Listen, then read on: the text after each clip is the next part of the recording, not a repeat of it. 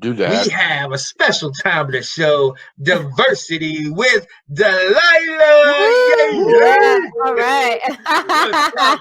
And today she will cover Hines Ward. Great Hines Delilah, Ward. take it away. Yes. All right. Yeah. So, Hines Ward, as we know, was, one of the most kind of famous, Pittsburgh wide receivers, right? Of that time, right? Of the era he played in, which was like the late 90s, mid late 90s. But anyway, so yeah, so Hines Ward actually is a Korean American football player. He actually was born in Seoul, South Korea. His mother is Korean, his father is African American. And so he spent a lot of time in Korea as a child, like back and forth. And so he's got a kind of deep connection to Korea. So all right, so he was drafted by the Pittsburgh Steelers in the third round of the 1998 NFL draft. He played his whole entire professional career with the Steelers. He became the team's, all-time leader in receptions at that point, right? Receiving yardage, touchdown receptions. Ward, he was voted MVP of Super Bowl 40. Upon retirement, he was one of 11 NFL players to have at least 1,000 career receptions, right? And so he basically put most of his stats was, with the Steelers, because that's basically where he spent his time, his whole career on. He was guided, really. He had a coach as a mentor. He talked about that, how his father really wasn't in his life too much. And so it was a coach at Forest Park High School in Forest Park, Georgia, that kind of showcased or kind of mentored him and saw that he had athletic skills, because he actually played quarterback in high school. Yeah. So that they talked about that too, how that's where he went. He also played as a quarterback at Georgia. He was 2-time Clayton County Offensive Player of the Year. He also excelled in baseball. So he was also drafted by the Florida Marlins, which we know that happens a lot, right? There's a lot of players that get drafted in the MLB and in the NFL. That's not uncommon. But yeah, so he also played, for the University of Georgia Bulldogs. More as a wide receiver than as a quarterback. That's really what the position he played, was wide receiver. Also broke a lot of goals there as well. 149 career receptions, 1,965 yards, placed him in second in that team's history. He also played tailback and totaled 3,870 all-purpose yards, second only to Herschel Walker in Bulldogs history. So he was also breaking records in college. So it wasn't just that he was successful as an NFL player. He really was killing it in college.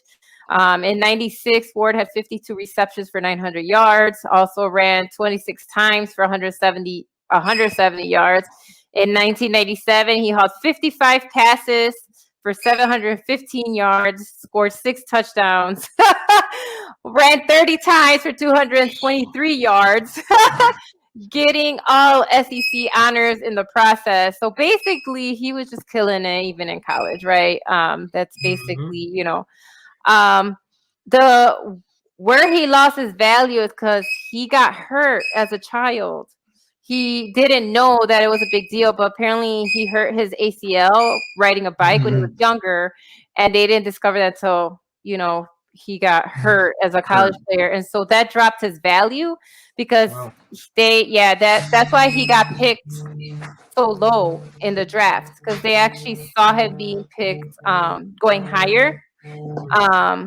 They thought he was going to be drafted with Randy Moss, right? Because that's kind of he should have been.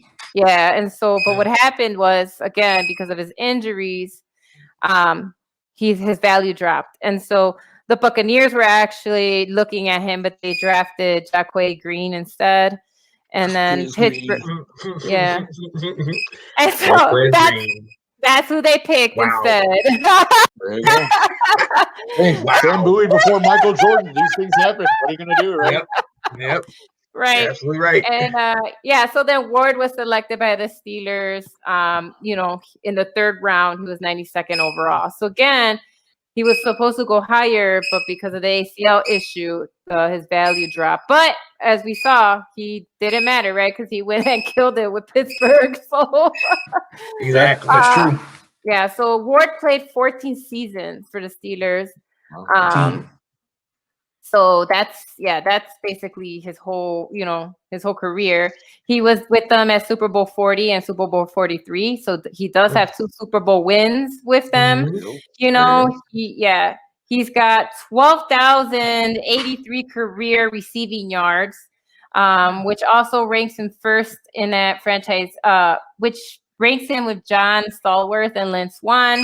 That's good company to be in. Nice. So he's in good company, and that's why a lot of people were actually upset that he was snubbed, right, for the Football Hall of Fame, because he was due, and so a lot of people were actually angry that he wasn't selected.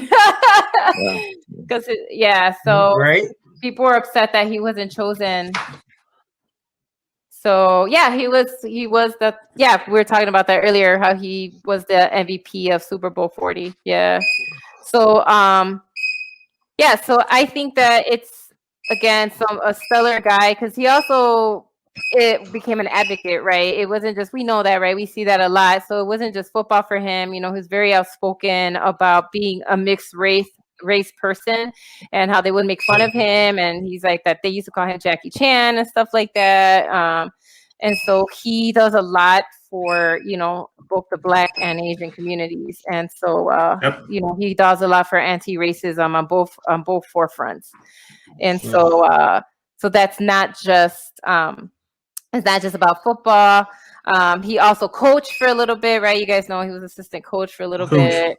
And so he did some coaching, he did some TV work, right? He was on Football Night in America, he did some announcing, things like that.